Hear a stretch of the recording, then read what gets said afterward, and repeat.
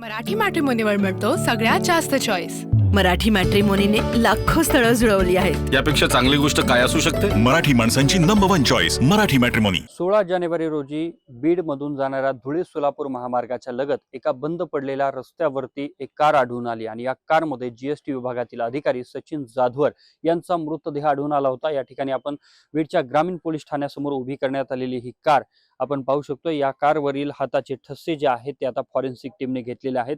ही car ज्या वेळेला त्या ठिकाणी आढळून आली त्यावेळेला या कारमध्ये काही संशयास्पद वस्तू देखील आढळून आल्या होत्या। यामध्ये कारच्या खाली एक मडका आणि त्यामध्ये काही कोळसा देखील आढळून आला होता। दुसऱ्या बाजूला ज्या ठिकाणी मृतदेह हा आढळून आला त्या सीटच्या खालीच काही दगड ठेवण्यात आलेले होते आणि त्या दगडावरती एक मटकं ठेवून त्यामध्ये देखील कोळसा होता। काही प्रमाणात जळालेल्या अवस्थेत हा कोळसा आढळून आला आणि ज्या सीटवरती हा मृतदेह आढळला त्या ठिकाणी रक्त देखील पडलेलं आहे। काही प्रमाणात या गाडीमध्ये रक्ताचे नमुने होते ते देखील आता फॉरेन्सिक टीम कडून घेण्यात आलेले आहेत। पोलिसांकडून या संदर्भातला तपास सुरू करण्यात आलेला आहे। मात्र संपूर्ण घटना जी आहे ती संशयास्पद आहे।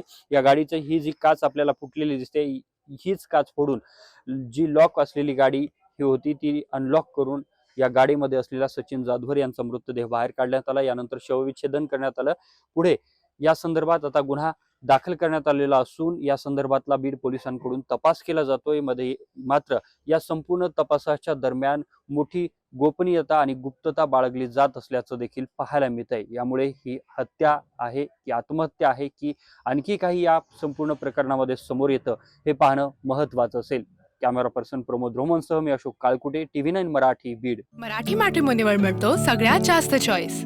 मराठी मॅट्रिमोनीने लाखो स्थळं जुळवली आहेत। यापेक्षा चांगली गोष्ट काय असू शकते? मराठी माणसांची नंबर 1 चॉईस मराठी मॅट्रिमोनी।